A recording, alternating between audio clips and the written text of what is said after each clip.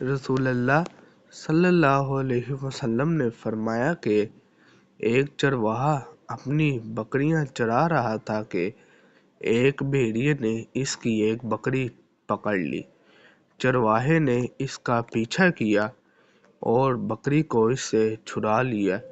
پھر بھیڑیا اس کی طرف متوجہ ہو کر بولا، درندوں کے دن اس کی حفاظت کرنے والا کون ہوگا؟ جب میرے سوا اس کا کوئی چرواہا نہ ہوگا۔ صحابہ رضی اللہ عنہ اس پر بول اٹھے، سبحان اللہ! ان حضرت صلی اللہ علیہ وسلم نے فرمایا کہ میں اس واقعے پر ایمان لایا اور ابو بکر و عمر رضی اللہ عنہ بھی، حالانکہ وہاں ابو بکر و عمر رضی اللہ عنہ موجود نہیں تھے۔